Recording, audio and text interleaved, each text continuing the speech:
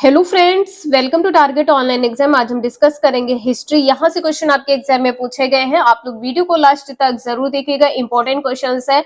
और आप लोगों को ये वीडियो थोड़ी भी यूजफुल लगे तो प्लीज आप सभी लोग एक लाइक जरूर कर दीजिएगा। तो चलिए स्टार्ट करते हैं। क्वेश्चन नंबर फर्स्ट है, महमूद गजनी के भारत पर आक्रमण का उद्देश्य क्या था? तो यहाँ पर आपका आंसर फर्स्ट का डी सही हो जाएगा। मध्य एशिया में एक बड़े साम्राज्य की स्थापना करने के लिए या स्थापना के लिए धन प्राप्त करना। तो महमूद गजनी का जो आक्रमण का उद्देश्य था वो क्या था? धन को प्राप्त करना। आपके एग्जाम में ये क्वेश्चन पूछा गया था कि जो अल बरूनी है किसके साथ भारत आया था? तो महमूद गजनवी के साथ भारत आया था। अल बरूनी किसके साथ भारत आया था? महमूद गजनी के साथ या गजनवी के साथ भारत आया था। अल बरूनी किसके साथ भारत आया था? महमूद गजनवी के साथ भारत आया था। और यहाँ पर पुस्तक का नाम क्या है? किताब उल हिंद है। तो नेक्स्ट यहाँ पर देखते हैं। क्वेश्चन नंबर 2 है, महमूद गजनवी के भारत पर आक्रमण के समय भारत आए विद्वान अल बरूनी ने किस महत्वपूर्ण ग्रंथ की रचना की है? कौन से महत्वपूर्ण ग्रंथ की रचना की है? किताब उल हिंद। किताब उल हिंद की रचना की है। यहाँ पर आपका आंसर भी सही है। और दूसरा क्या है? तहकीक ए हिंद है। दूसरा है तहकीक ए हिंद। यहाँ पर ध्यान रखिएगा, तहकीक ए हिंद है। तहकीक ए हिंद 2 का बी आंसर सही है। नेक्स्ट है, अल बरूनी द्वारा रचित किताब उल हिंद या तारीख उल हिंद किन विषयों की समीक्षा की गई है? तो यहाँ पर आपका आंसर थर्ड का डी सही हो जाएगा। उपर्युक्त सभी भारतीय गणित है, भारतीय इतिहास, भूगोल है, खगोल विज्ञान है और दर्शन है। यहाँ पर आप सभी लोग इसे ध्यान रखिएगा। और यहाँ पर आप सभी लोग ये भी ध्यान रखिएगा, जो किताब उल हिंद है ये किस भाषा में लिखी गई है? अरबी भाषा में लिखी गई है। किताब उल हिंद किस भाषा में लिखी गई है?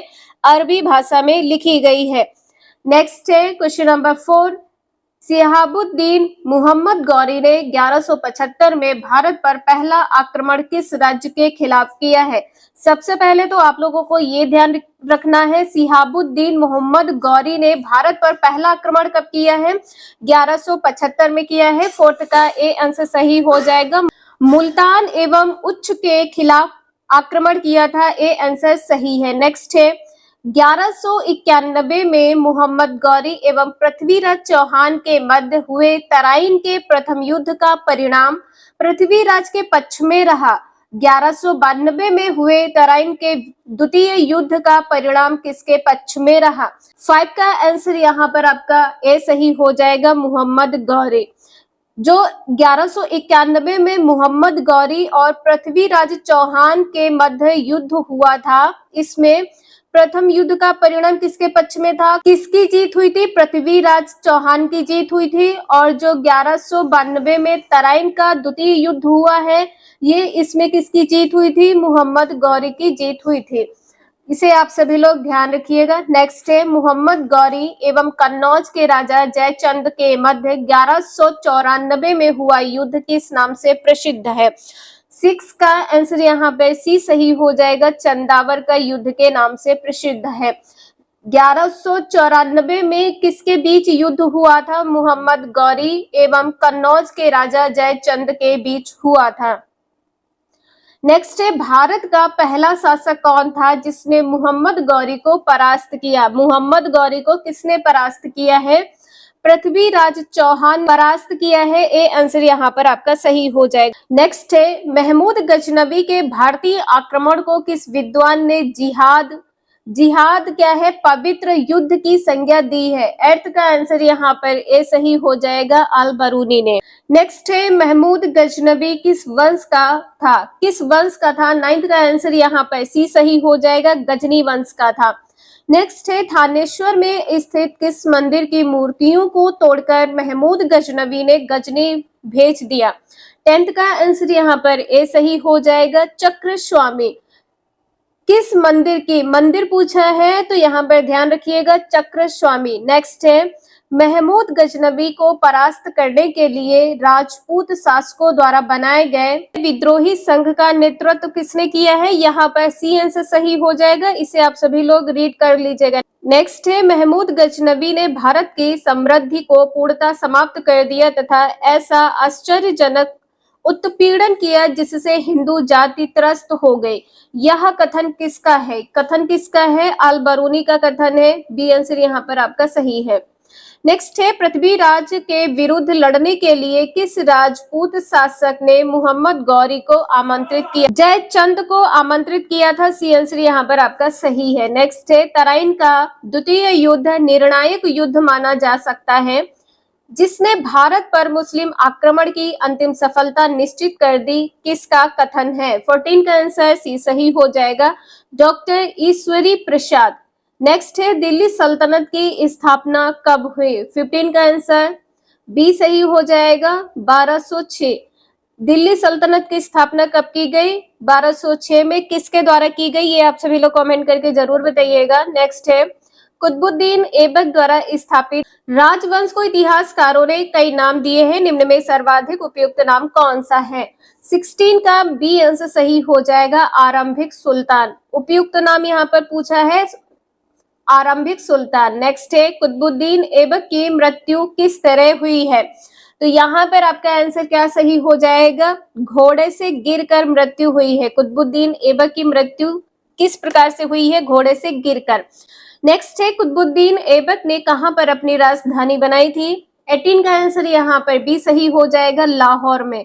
कुतुबुद्दीन ऐबक ने लाहौर में अपनी राजधानी बनाई थी। किसी भी क्वेश्चन में कोई डाउट हो तो प्लीज आप सभी लोग कमेंट करके जरूर पूछ लीजिएगा। नेक्स्ट है प्रारंभिक तुर्क या आदि तुर्क शासकों में किसे उसकी उदारता के कारण लाख बख्श कहा गया।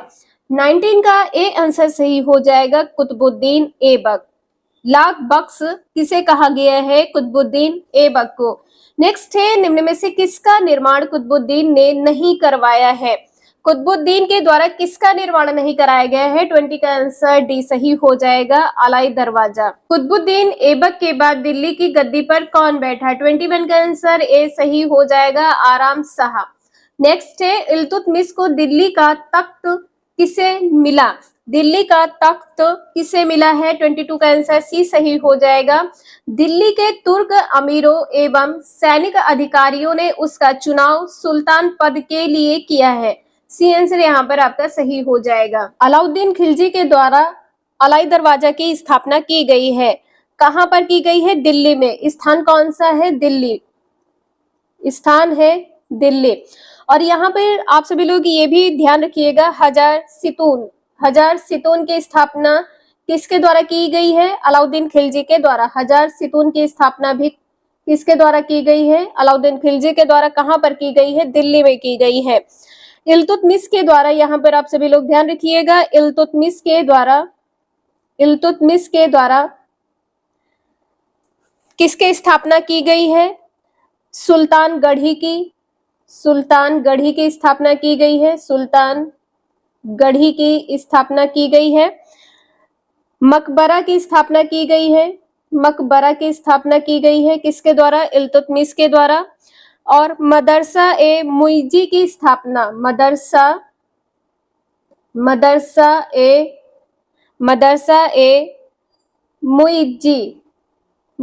ए मुइज्जी की स्थापना किसके द्वारा की गई है, इल्तुतमिश के द्वारा। और ये सभी स्थापना कहां पर की गई है, दिल्ली में की गई है। ये सभी स्थापना कहां पर की गई है, दिल्ली में की गई है। आप सभी लोग ये ध्यान रखिएगा, 2.5 दिन का झोपड़ा कहाँ है, स्थापना इसकी कहां पर की गई है, अजमेर में इसकी स्थापना की गई है। 2.5 दिन का झोपड़ा, 2.5 दिन का झोपड़ा स्थापना किसके द्वारा की गई है, आप सभी लोग कमेंट करके जरूर बताइएगा। कुतुबुद्दीन ऐबक के द्वारा, कुतुबुद्दीन ऐबक के द्वारा इसकी स्थापना की गई है। कहां पर की गई है, अजमेर में की गई है। कुछ आप सभी लोग ग्रंथ और उनके लेखक के नाम जरूर याद रखिएगा। शहनामा किसके द्वारा लिखी गई है, शहनामा, इसके लेखक कौन है, सहनामा के लेखक है फिरदौसी। सहनामा के लेखक है फिरदौसी। चंदायन के लेखक कौन है? चंदायन के लेखक है दाऊद। चंदायन के लेखक है दाऊद। मृगावती के लेखक कौन है? मृगावती के लेखक है कुतुबन। जफरनामा, जफरनामा के लेखक कौन है? जफरनामा के लेखक है मुल्लाय जद्दी। नाम आप सभी लोग ध्यान रखिएगा, मुल्लाय जद्दी, मुल्लाय जद्दी। महमूद गजनवी ने भारत पर कितनी बार आक्रमण किया है? 17 बार आक्रमण किया है। 17 बार आक्रमण किसने किया है? महमूद गजनवी ने। महमूद गजनवी ने भारत पर 17 बार आक्रमण किया है। कब से कब तक किया है ये भी आप सभी लोग ध्यान रखिएगा। 1000 ईस्वी से 1027 ईस्वी के मध्य, 1027 ईस्वी के मध्य आक्रमण किया है। सोमनाथ मंदिर पर आक्रमण कब किया है? सोमनाथ मंदिर पर आक्रमण किया है 1026 ईस्वी में। तो आज के लिए इतना ही, मिलते हैं नेक्स्ट क्लास में। वीडियो यूजफुल लगे लाइक करें, चैनल को सब्सक्राइब करें एंड शेयर करें। Thank you for watching this video.